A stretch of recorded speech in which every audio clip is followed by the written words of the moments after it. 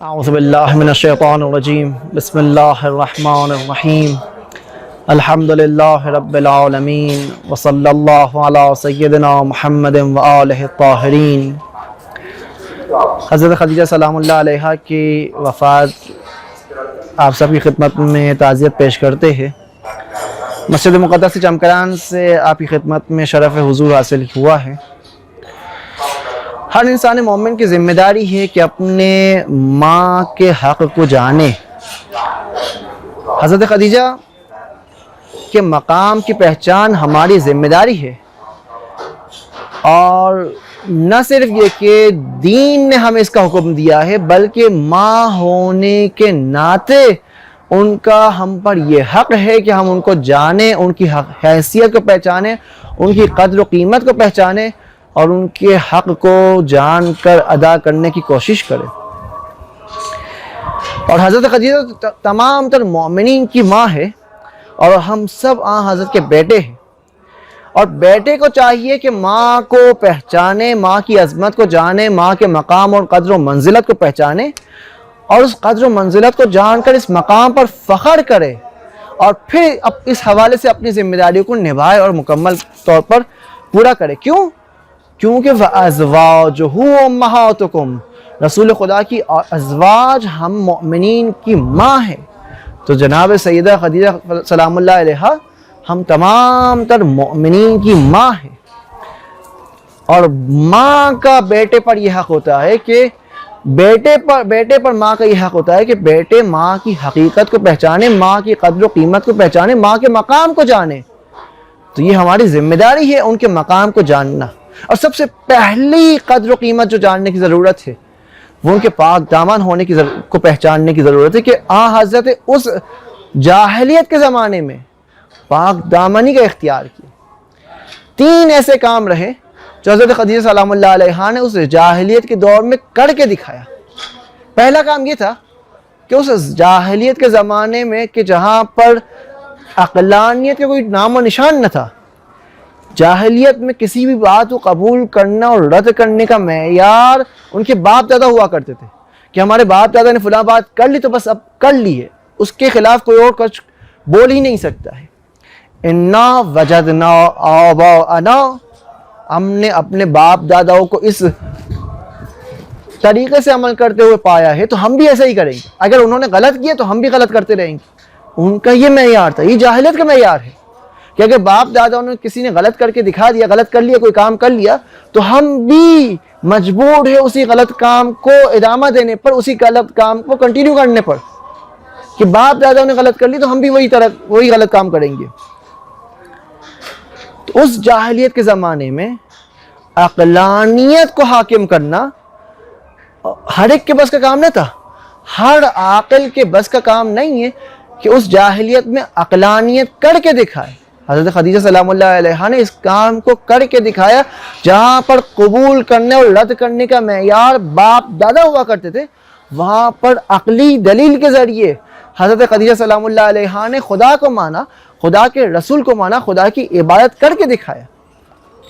تو یہ 3 مقام تھے کہ جو حضرت خدیجہ سلام اللہ علیہا نے عقلی دلیل کے ذریعے خدا کو مان کر، خدا کے رسول کو مان کر خدا کی عبادت کو انجام دیا، اور تقلید کے طور پر اس کام کو انجام نہ دیا۔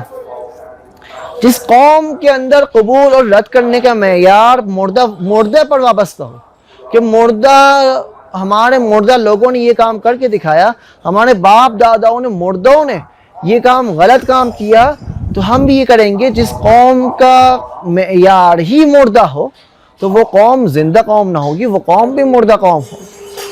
جبکہ حضرت خدیجہ سلام اللہ علیہا نے زندہ کام کر کے دکھایا کہ آج اس معاشرے میں رہ کر، اس جاہلیت کے زمانے میں رہ کر، عقل اور دلیل عقلی یہ کہہ رہی ہے، عقل ہمیں اس کی طرف ارشاد اور رہنمائی کر رہی، تو میں اپنی عقل کے مطابق اس خدا کی دی ہوئی نعمت کو استعمال کرتے ہوئے ہدایت کو پاؤں گی، اور ہدایت کو پا کر اس کے مطابق عمل کر کے دکھایا۔ اس جیسی فضا میں اور اس جیسے ماحول میں خدیجہ الکبریٰ نے عقلی دلیل کے ذریعے، برہان کے ذریعے خدا کو مانا، خدا کے رسول کو مانا اور عمل کر کے دکھایا۔ انبیاء ابراہیمی کی نبوت کا اقرار کیا، جہاں پر ان کا معیار اِنَّا وَجَدْنَا آبَاءَنَا تھا، وہاں پر اس ماحول میں حضرت خدیجہ نے اپنی عظمت دکھلائی کہ اپنی قدر و قیمت کو پہچانوایا کہ وہاں پر انسان کو انسانیت کو زندہ کر کے دکھایا کہ انسانیت کا زندہ یہ ہے کہ زندوں کی اتباع اور پیروی کرے. جہاں پر زندگی ہے، جس عقل کو خداوند متعال نے زندہ مخلوق دے رکھا ہے، اس کو مطابق اس کے عمل اس کے مطابق عمل کر کے انسان اپنے آپ کو زندہ کر سکتا ہے. دین ہم سے یہ کہہ رہا ہے، ہمیں سکھا رہا ہے کہ دکانداروں کی طرح نہ بنو. دکانداری بری چیز نہیں ہے، لیکن دکانداروں کی طرح یہ کہ ہم اپنی پروڈکٹ نہ کریں، بلکہ دوسروں کی چیزیں لا کر اپنی دکانیں بیچنا شروع کر دیں، ان کی باتیں بیان کرنا شروع کر دیں، ان کے کہے کے مطابق عمل کرنا شروع کر دیں. جہاں پر دین ہمیں کہہ رہا ہے کہ سوچ سمجھ کر انتخاب کرو، سوچ سمجھ کر اپنے راستے کو اختیار کرو، تو وہاں پر ہمیں تقلید نہیں کرنی چاہیے. وہاں پر ہمیں اپنی آنکھیں کھولنے کی ضرورت ہے، اپنے دل و دماغ کے ساتھ عقلی دلیل کے ساتھ راستے انتخاب کرنے کی ضرورت ہے.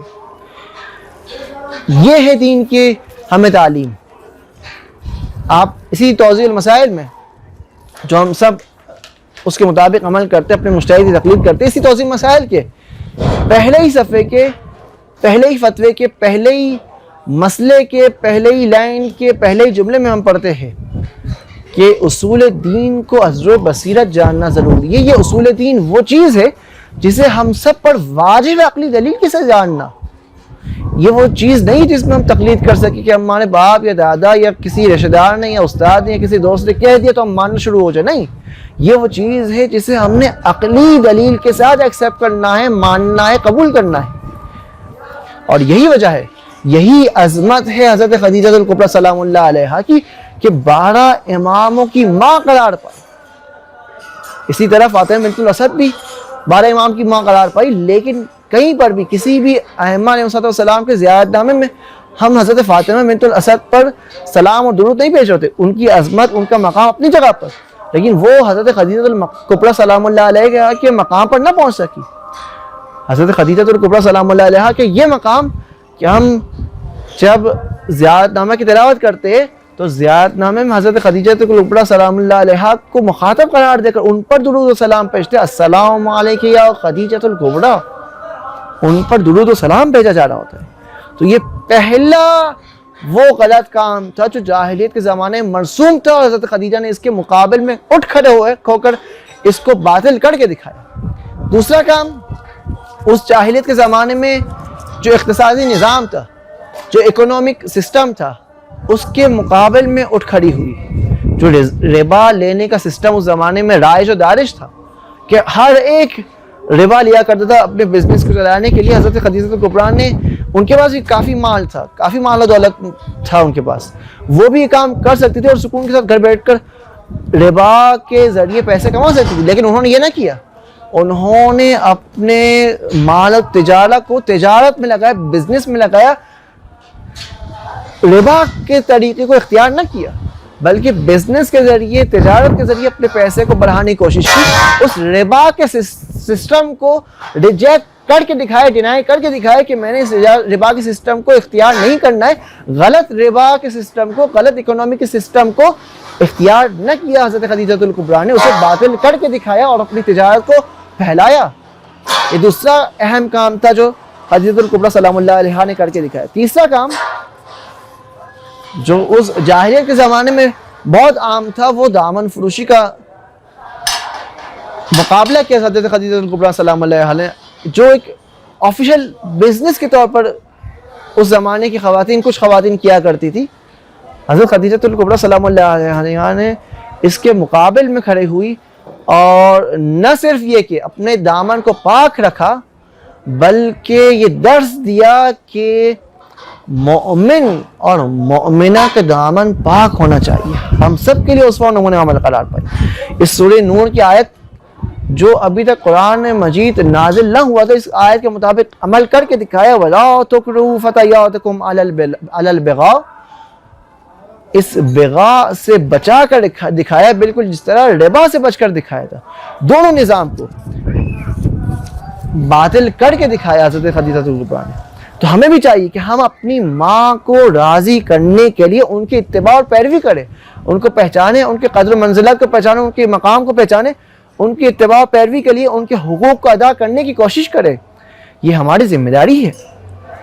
یہ بیٹوں کی ذمہ داری ہے کہ اپنے ماں کے حقوق کو ادا کرے اور ماں باپ کے نقش قدم پر چلتے ہوئے، نیک ماں باپ کے نقش قدم پر چلتے ہوئے، ان کی اتباع کرتے ہوئے ان کو ہمیشہ خوش اور راضی رکھے. خداوند متعال ہمیں بھی توفیق عنایت فرمائے کہ ہم بھی اپنی اس عظیم الشان ماں کے نقش قدم پر چل سکے اور ایمان کے اس بلند ترین درجات پر فائز ہو سکے. وفقنا اللہ و ایاکم انشاءاللہ. والسلام علیکم ورحمۃ اللہ وبرکاتہ.